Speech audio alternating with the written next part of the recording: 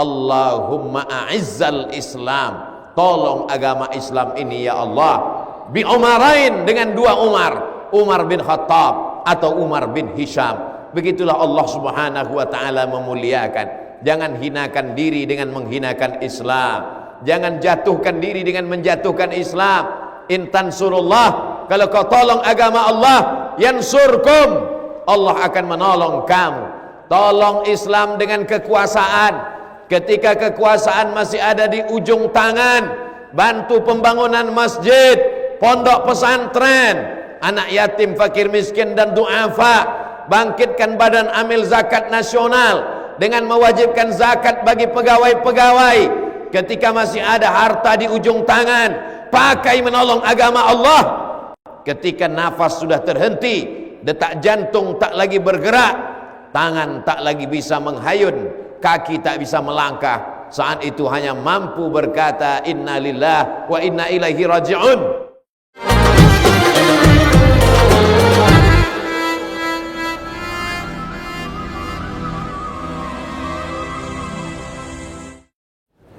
Alhamdulillah, wassalatu wassalamu ala rasulillah Sayyidina wa maulana Muhammad ibn Abdillah wa ala alihi wa sahbihi wa man tabi'ahu wa mawalah.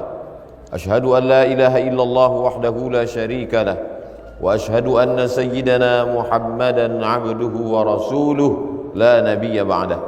Allahumma salli ala sayyidina Muhammadin an-nabiyil ummi wa ala alihi wa sahbihi wa barik wa sallim. Qala Allah Ta'ala fil Qur'anil Azim wa huwa asdaqul qailin. A'udzu billahi minasy syaithanir rajim. Ya ayyuhalladzina amanu taqullaha haqqa tuqatih wa la tamutunna illa wa antum muslimun. Wa qala ta'ala fi ayatin ukhra, ya ayyuhalladzina amanu taqullaha wa qulu qawlan sadida yuslih lakum a'malakum wa yaghfir lakum dhunubakum wa man yuti'illaha wa rasulahu faqad faza fawzan 'azima. Ibadallah, usikum wa nafsi bitaqwallah wa ta'atihi faqad fazal muttaqun. Hadirin jamaah Jumat yang dimuliakan Allah Subhanahu wa taala. Khiyarukum fil jahiliyah, khiyarukum fil Islam.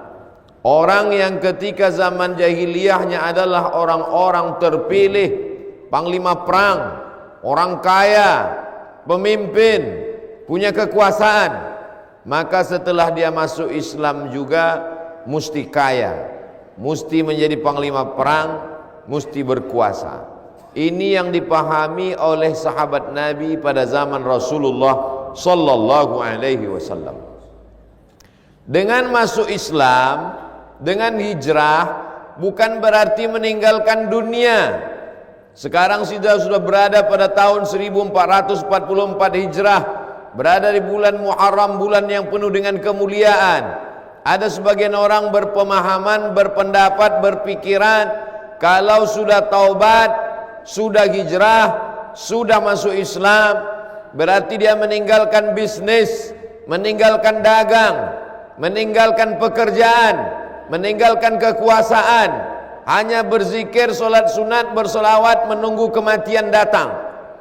Kalaulah orang baik-baik ini meninggalkan pekerjaan, meninggalkan bisnis, meninggalkan pasar, maka pasar akan diisi oleh orang batil, oleh orang yang suka pada perbuatan riba.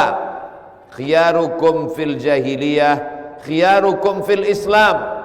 Kalau pada zaman jahiliyahnya dia panglima perang, maka setelah masuk Islam dia tetap menjadi panglima perang. Begitulah sahabat Nabi bernama Khalid ibnul Walid.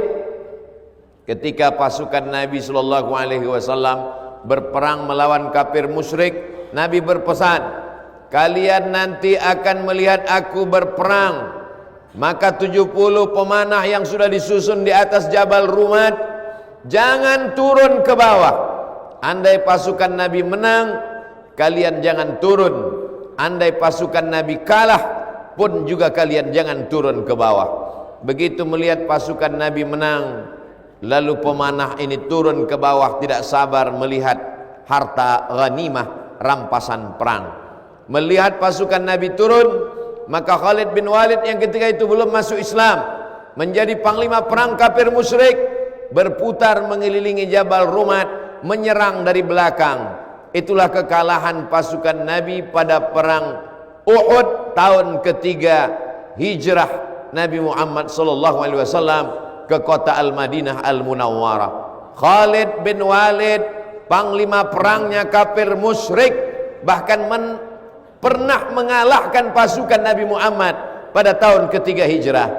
Tapi kemudian ketika dia sudah masuk Islam, dia tidak hanya berzikir dalam masjid, dia tidak hanya bersolawat, dia tidak hanya baca Quran menunggu mati, dia tetap menjadi panglima perang. Tapi dia tidak mendapat kehormatan mati syahid. Dia mati di atas tempat tidur dalam keadaan menangis. Ketika sahabat bertanya, "Mengapa engkau menangis wahai Khalid bin Walid? Bukankah setiap jengkal tubuhmu tidak ada yang selamat dari tebasan pedang, tusukan tombak, anak panah? Mengapa engkau menangis?" Kata Khalid bin Walid, "Yang kutangiskan adalah mengapa aku mati di atas tempat tidur? Mengapa aku tidak mati syahid dalam keadaan berdarah-darah?" Impian seorang mukmin, ish kariman au mut syahidan, hidup mulia atau mati syahid. Kalau hidup, hidupnya mulia. Kalau mati, matinya mati syahid. Jangan pernah mundur, jangan pernah merubah diri. Yang berubah adalah akidah. Yang sebelumnya menyembah Lata, menyembah Uzza, menyembah batu dan berhala, berubah menjadi menyembah Allah, la ilaha illallah Muhammadur Rasulullah. Begitulah sahabat Nabi dulu. Bagaimana dengan seorang yang pernah membunuh Hamzah bin Abdul Muttalib? Dia adalah hamba berkulit hitam bernama Wahsy. Pada saat perang Badar dia mengintip sahabat Nabi, paman Nabi bernama Hamzah bin Abdul Muttalib, karena dia dijanjikan oleh tuannya, kalau berhasil membunuh Hamzah maka dia akan dibebaskan. Maka dia bercerita, "Aku tombakkan ujung tombakku, aku tusukkan ke dalam tulang belakang Hamzah." Lalu kemudian dia menggunting hidung Hamzah, dia memotong telinga Hamzah, dijadikan sebagai rantai liontin. Mereka mengejek singa Allah Subhanahu wa taala. Mereka mengejek sahabat Nabi yang sekaligus paman Nabi Muhammad sallallahu alaihi wasallam. Hari berganti, musim berubah. Pada saat pembebasan kota Makkah Al-Mukarramah tahun ke-8 Hijrah, datanglah Nabi Muhammad sallallahu alaihi wasallam membawa 10.000 pasukan dipimpin oleh panglima perang bernama Sa'ad bin Ubadah. Sa'ad bin Ubadah berkata, "Hadza yaumul malhamah." Ini hari balas dendam. Dulu mereka menggunting telinga Hamzah, dulu mereka memotong hidung Hamzah. Hari ini kita pun akan menggunting dan memotong telinga mereka. Kafir musyrik Makkah, 10.000 pasukan sudah siap. Saat itu apa kata Nabi sallallahu alaihi wasallam? Hadza yaumul marhamah. Ini hari berkasih sayang. Ini hari berkasih sayang. Ini hari memaafkan. Nabi tidak ada memotong satupun telinga orang Makkah. Nabi tidak ada menggunting satupun hidung orang Makkah. Qumu maghfuran lakum. Kalian semuanya diampunkan dengan kasih sayang Sayyidina wa Maulana Muhammad sallallahu alaihi wasallam. Wahsy yang pernah membunuh paman Nabi, Wahsy yang menggunting telinga paman Nabi, lari ketakutan ke Taif. Setelah dia dengar pasukan Nabi sudah pulang ke kota Al-Madinah Al-Munawwarah, lalu kemudian Wahsy datang pulang ke kota Makkah. Dia lihat tidak ada satupun telinga yang digunting, tidak ada satupun yang dibunuh oleh Nabi Muhammad sallallahu alaihi wasallam. Lalu kemudian Wahsy bersegera mengejar Nabi Muhammad ke kota Al-Madinah Al-Munawwarah. Sampai di kota Al-Madinah Al-Munawwarah, dia berjumpa dengan Nabi. Dia ketakutan. Dia pikir Nabi akan memancung kepalanya. Dia pikir Nabi akan menggunting telinganya. Dia pikir Nabi akan merobek jantungnya, sebagaimana mereka memutilasi Hamzah bin Abdul Muttalib, Sayyidus Syuhada, pemimpin antara orang mati syahid. Tapi ternyata itu tidak terjadi. Anta Wahsy, engkaukah Wahsy? Betul, akulah Wahsy. Qatalta Hamzah, kau yang sudah membunuh Hamzah. Betul ya Rasulullah, aku yang sudah membunuh Hamzah. Nabi menepuk dada Wahsy. Wahsy mendapatkan hidayah, dia masuk Islam, bersyahadat, asyhadu an la ilaha illallah wa asyhadu anna Muhammadar Rasulullah.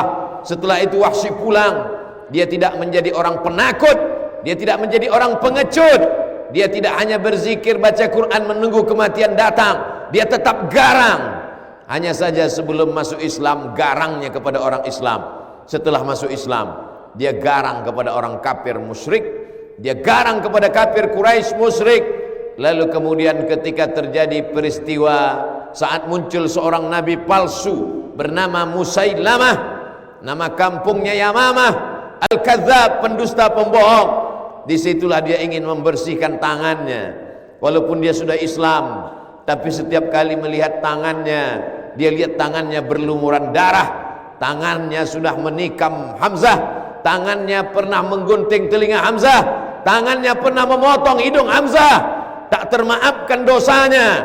Disitulah dia sadar satu-satunya jalan untuk membersihkan tangannya adalah dengan membunuh nabi palsu bernama Musailamah Al-Kadzab.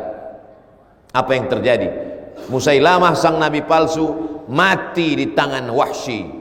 Taubat tidak cukup hanya dengan astaghfirullah, masuk Islam tidak cukup hanya sekedar asyhadu an la ilaha illallah. Kalau dulu kau garang membunuh sayyidus syuhada, setelah kau masuk Islam tanganmu mesti dibersihkan. Maka Wahsy membunuh nabi palsu bernama Musailamah Al-Kadzab, pendusta, pembohong, penipu.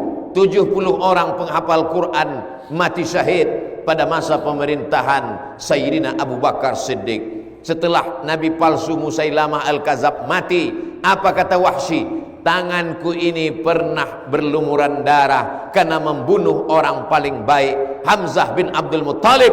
Tapi kemudian aku tebus, tanganku ini juga pernah berlumuran darah karena membunuh orang paling jahat, nabi palsu Musailamah Al-Kadzab. Kalau sebelum taubat berbuat zina, makan haram, maka setelah hijrah, setelah taubat, setelah masuk Islam, jangan tinggalkan bisnis, jangan tinggalkan kekuasaan, jangan tinggalkan kehebatan, jangan tinggalkan semua yang baik, tapi tinggalkan perbuatan jahat. Tetaplah menjadi bisnismen yang luar biasa, menolong agama Islam. Allah bangga melihat orang-orang yang menolong agamanya. Makanya Nabi pernah berdoa, Allahumma a'izzal Islam bi Umarain. Ya Allah, kuatkan Islam ini dengan 2 orang Umar. Waktu itu di kota Makkah ada 2 orang Umar yang hebat. Yang pertama Umar bin Khattab, juara bertahan gulat. Setiap tahun diadakan gulat di pasar Ukaz, berkumpul semua pegulat, dan pemenangnya adalah Umar bin Khattab. Nabi ingin Islam ini kuat, maka Nabi berdoa, kuatkan Islam ini dengan Umar bin Khattab. Tapi ada satu lagi Umar, Umar bin Hisham. Umar bin Hisham orang kaya, Umar bin Hisham darah biru, Umar bin Hisham orang terpandang, namanya Umar bin Hisham. Mereka memanggilnya Abu Jahal. Ya Allah, kuatkan Islam ini dengan Umar bin Khattab atau Umar bin Hisham. Apa yang terjadi? Allah memilih Umar bin Khattab. Umar bin Khattab memilih hidayah Islam. Umar bin Khattab masuk Islam. Sebelum Umar bin Khattab masuk Islam, tak ada orang yang berani baca Quran dengan suara keras. Tapi setelah Umar bin Khattab masuk Islam, semuanya tunduk, semuanya patuh. Orang-orang kafir musyrik menjadi segan karena dia masuk Islam. Begitu jugalah hendaknya ketika orang yang dulu tidak peduli pada Islam, memusuhi Islam, setelah masuk Islam, setelah bertaubat, setelah berhijrah, peduli kepada Islam. Preman-preman yang dulu disegani sebelum masuk Islam, sebelum taubat, setelah bertaubat, maka dia peduli kepada masjid, peduli kepada Islam, sehingga orang segan. Allahumma a'izzal Islam, tolong agama Islam ini ya Allah, bi Umarain, dengan 2 Umar, Umar bin Khattab atau Umar bin Hisham. Begitulah Allah Subhanahu wa ta'ala memuliakan. Jangan hinakan diri dengan menghinakan Islam. Jangan jatuhkan diri dengan menjatuhkan Islam. In tansurullah, kalau kau tolong agama Allah, yansurkum, Allah akan menolong kamu. Tolong Islam dengan kekuasaan. Ketika kekuasaan masih ada di ujung tangan, bantu pembangunan masjid, pondok pesantren, anak yatim, fakir miskin dan du'afa. Bangkitkan badan amil zakat nasional dengan mewajibkan zakat bagi pegawai-pegawai. Ketika masih ada harta di ujung tangan, pakai menolong agama Allah. Ketika nafas sudah terhenti, detak jantung tak lagi bergerak, tangan tak lagi bisa menghayun, kaki tak bisa melangkah, saat itu hanya mampu berkata inna lillah wa inna ilaihi raji'un. Tak ada yang bisa dipakai untuk menolong agama Allah. Saat itu penyesalan. Apa kata mereka? Rabbana abasarna, mata kami sudah melihat azab, wa sami'na, telinga kami sudah mendengar azab, farji'na, balikkan lagi kami ke dunia ya Allah, inna muqinun na'mal salihah, kami ingin beramal soleh. Tapi ketika itu penyesalan tak lagi bermakna. Ketika masih sehat, tolonglah agama Allah. Ketika masih ada harta, tolonglah agama Allah. Ketika masih ada kuasa, tolonglah agama Allah. Agama Allah ini tinggi. Al-Islamu ya'lu wa la yu'la alaih. Agama Allah ini mulia. Tak ada yang lebih mulia, tak ada yang lebih tinggi, tak ada yang lebih hebat daripada agama Allah. Andai kita tidak tolong agama Allah ini tetap mulia.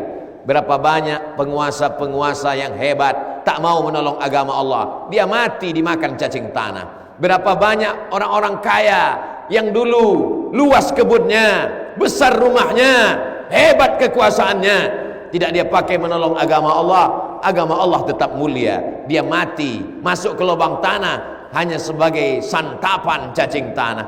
Ketika masih hidup di atas dunia, kesempatan untuk beramal soleh. Adapun dosa-dosa di masa yang lalu, Nabi Adam Sayyidul Kaunain, Nabi Adam Sayyidul Bashar, meminta ampun kepada Allah. Rabbana zalamna anfusana wa illam taghfir lana wa tarhamna lanakunanna minal khasirin. Kononlah lagi kita manusia biasa yang tak pernah lepas dari silap salah dan dosa. Minta ampun kepada Allah, bukan hanya sekedar beristighfar. Minta ampun kepada Allah, bukan hanya sekedar membaca Quran. Minta ampun kepada Allah, bukan hanya sekedar solat sunat. Minta ampun kepada Allah. Wa atbi'is sayyi'atal hasanata tamhuha. Kalau sebelum Islam jahat dengan kekuasaan, setelah Islam tolong agama Allah dengan kekuasaan. Kalau sebelum Islam jahat dengan harta, setelah masuk Islam tolong agama Allah dengan harta. Kalau sebelum Islam jahat dengan suara, setelah masuk Islam tolong agama Allah dengan suara. Begitulah taubatnya orang-orang yang baik. Begitulah taubatnya orang-orang yang soleh. Bukan hanya meninggalkan dunia. Dunia ini jangan ditinggalkan. Kalau dunia ditinggalkan, dia akan diambil oleh orang kafir. Kalau dunia ini ditinggalkan, dunia ini akan diambil oleh orang munafik. Kalau dunia ini ditinggalkan, dia akan diambil oleh orang zalim. Dunia ini mesti direbut, sebagaimana Sayyidina wa Maulana Muhammad sallallahu alaihi wasallam merebut. Dunia ini mesti direbut, sebagaimana Abu Bakar Siddiq merebutnya dari Musailamah Al-Kadzab, sebagaimana Umar bin Khattab merebutnya dari penguasa Persia, penguasa Romawi, sebagaimana Sayyidina wa Maulana Muhammad sallallahu alaihi wasallam, Sayyidul Awwalina wa Awwal Akhirin, Sayyidul Kaulaini, Sayyidul Kautsaini, Sayyidul Kaunaini Ats-Tsaqalain, berhasil merebut karena pertolongan Allah Subhanahu wa taala. Bagaimana Muhammad Al-Fatih merebut Konstantinopel, bagaimana Jabal Tariq merebut Andalusia, bagaimana Salahuddin Al-Ayyubi merebut Mesir dari tangan Fatimiyun. Mereka adalah orang-orang yang mengambil kekuasaan demi untuk menolong agama Allah Subhanahu wa taala.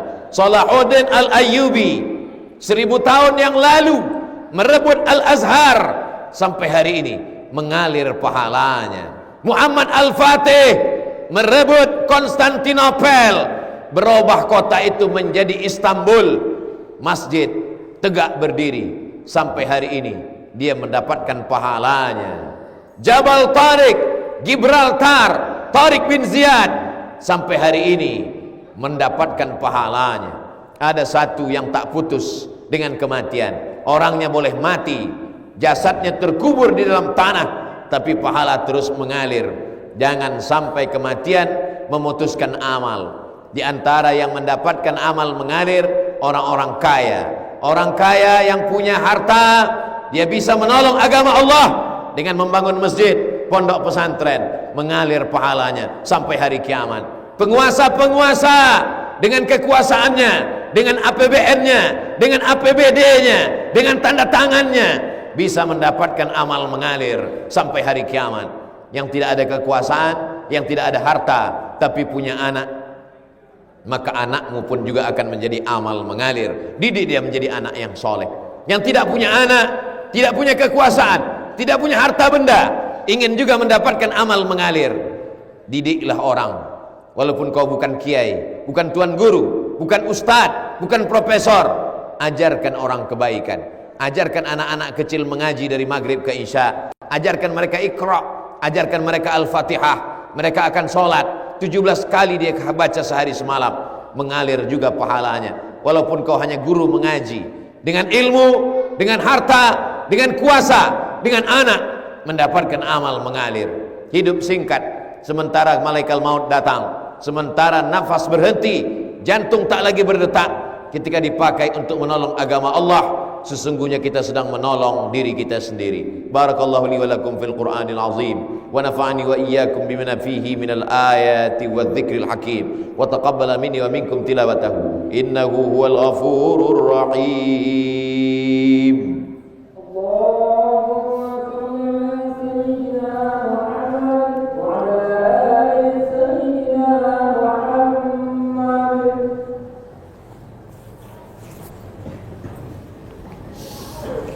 Alhamdulillahilladzi bi ni'matihi tatimmu shalihat, wassalatu wassalamu ala sayyidis sadat wa ala alihi wa ashabihi ahlil fadaili wal karamat. Asyhadu an la ilaha illallah wahdahu la syarika lah, wa asyhadu anna sayyidana Muhammadan abduhu wa rasuluh wa safiyuhu min khalqihi wa khaliluh. Addal amanah wa ballagha ar-risalah wa nasaha lil ummah wa tarakana 'alal mahajjatil bayda lailuha kanahariha la yazighu anha illa halik. Allahumma salli ala sayyidina wa habibina wa syafi'ina wa zukhrina wa qurrati a'yunina Muhammadin nabiyil ummi wa ala alihi wa sahbihi wa barik wa sallim. Qala Allah tabaraka wa ta'ala fil Qur'anil azim wa huwa asdaqul qailin. A'udzu billahi minasy syaithanir rajim. Inna Allaha wa malaikatahu yusalluna 'alan nabi ya ayyuhalladzina amanu sallu 'alaihi wa sallimu taslima. Allahumma ighfir lil muslimina wal muslimat wal mu'minina wal mu'minat الأحياء منهم والأموات برحمتك يا أرحم الراحمين. اللهم أعز الإسلام والمسلمين واخذل الكفرة والمشركين ودمر أعداءك أعداء الدين. اللهم شتت شملهم وفرق جمعهم واجعل كيدهم في نحورهم. اللهم انصر إخواننا المجاهدين المستضعفين في فلسطين وفي روهينيا وفي الهند وفي كل مكان من مشارق الأرض إلى مغاربها.